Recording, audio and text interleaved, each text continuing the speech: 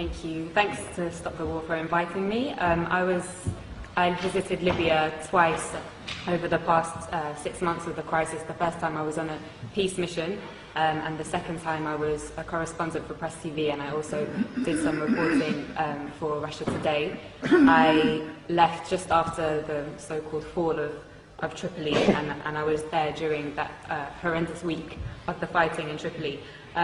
Dan's I think really well contextualized how the war in Libya is a war on Africa, but I'd just like to add something. Dan mentioned how NATO have been targeting the over 100,000 soldiers in Libya, but there were also thousands of ordinary men and women. There were a lot of women who volunteered since the beginning of the crisis to defend their country, and they were armed by the government. And during that week in Tripoli when the fighting began, I witnessed how ordinary men and women took up the weapons that they had been trained to use during that 6 months to defend their country. So I'm going to, as a journalist, I'm going to talk a little bit about the role of the media, and this has been an incredible media war. Dan alluded strongly to the criminalization of the Libyan government and Gaddafi. So the media said that thousands of people were about to be killed in Benghazi, but they never showed us any evidence. They said that 6,000 people had been killed by the government. Human rights organizations have confirmed that approximately 250 have died from both sides. They said that the Libyan government was attacking its own people from the air, and Russian intelligence satellites have since shown us that this was impossible. They said that the government was hiring mercenaries from elsewhere in Africa. They never showed us the evidence. Instead, we saw the videos of black Libyans and other black Africans being lynched in public squares by NATO's ground troops, the rebels, with scores of people filming on their mobile phones and Western special forces looking on. They said that Gaddafi was hated by his people, but they never showed us the 1.7 million people in a country of 6 million in Green Square on July the 1st, or the masses in Tarhuna, in Sabha, in Beni Walid, in Sirte, and across the country who demonstrated to pledge their allegiance to their leader and to the Jamahiriya. They never showed us the masses, as I said, of ordinary men and women who had accepted the government's offer of weapons to defend their families, neighborhoods, and country from people who wished to condemn them to enslavement, to imperialism. They said they were targeting Gaddafi's military forces. They ignored the 33 children, 32 women, and 20 men who I saw buried in the small and traditional port town of Majer in Zlitan in early August. They said on August 20th or the 21st that Tripoli fell without resistance.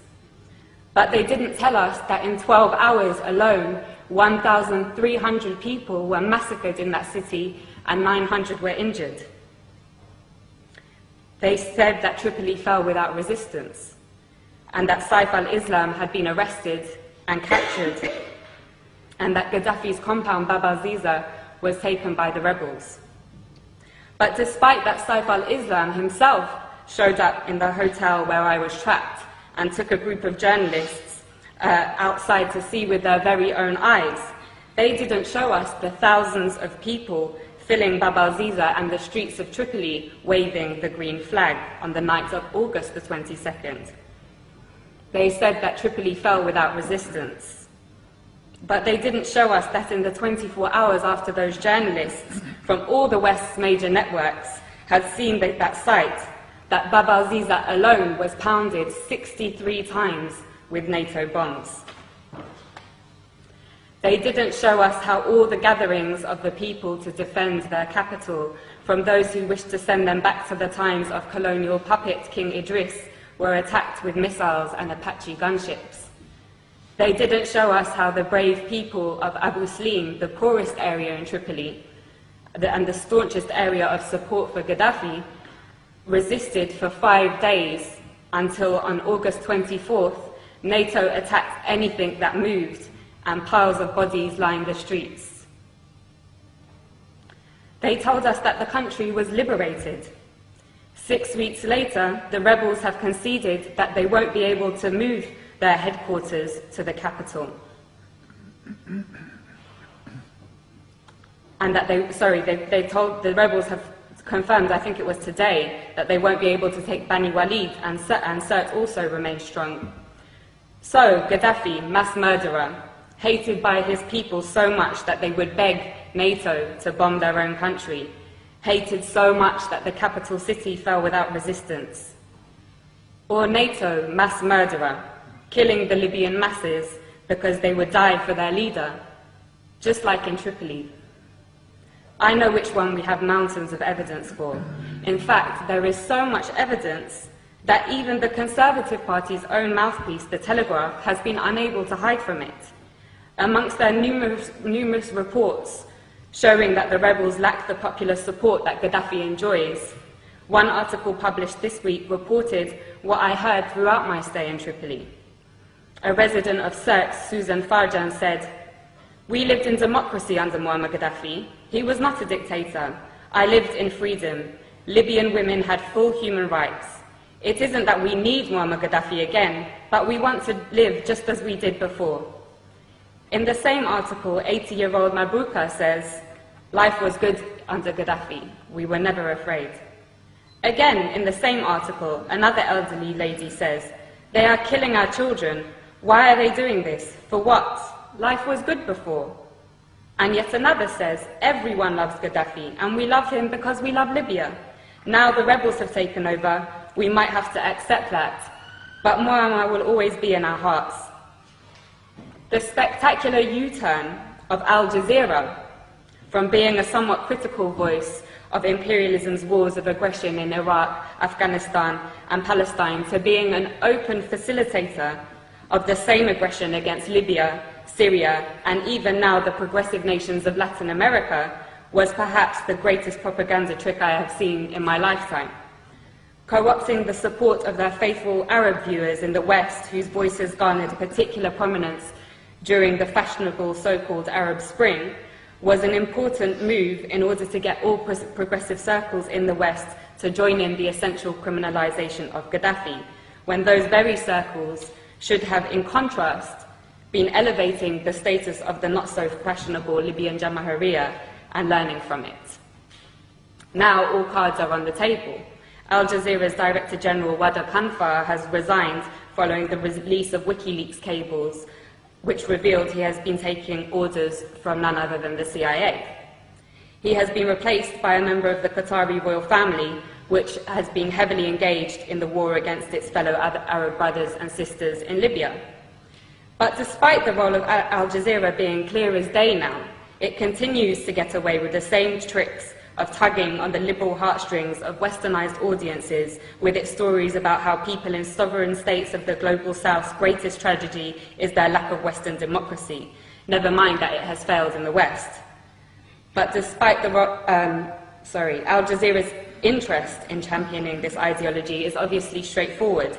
It hosts the United States' largest military base in the Middle East, CENTCOM, and they are, of course, close friends. Leaving the Rixos Hotel, where I had been trapped for 5 days, was the most surreal and probably the worst day of my life. It was a bad day. The safe, secure, welcoming city, full of life and warmth that I had driven through days previously had transformed.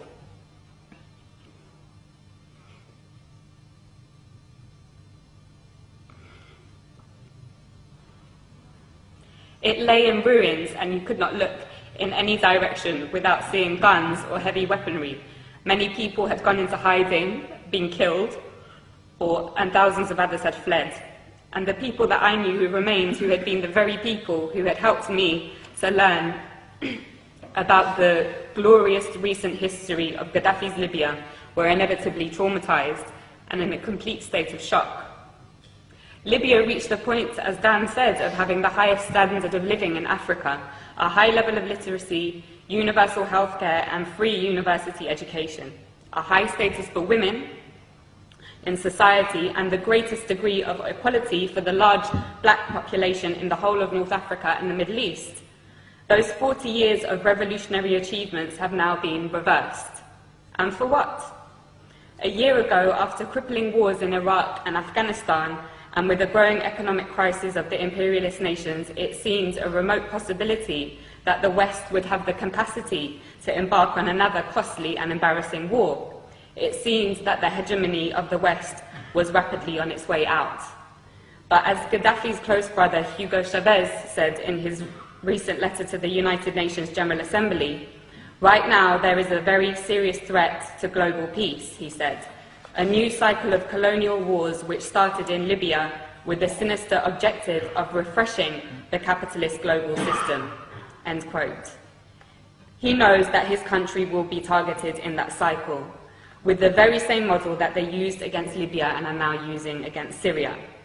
In the absence of an effective anti-imperialist media that can challenge and preempt the tricks of imperialism through its global media, it is the role of all progressive people to champion the sovereign states of the global south, who, like Libya and Syria, are a thorn in the side of the West. Otherwise, they will be picked off one by one to add fuel to the dying fire of imperialism. And on that note, I want to end with my wholehearted thanks to the heroic Green Libyan resistance, which continues to amaze the world in their ability to stave off the world's most powerful military machine. As Gaddafi said, not only are they defending Libya, but also Syria, Iran, Algeria, the African continent, and the entire global south. Thank you.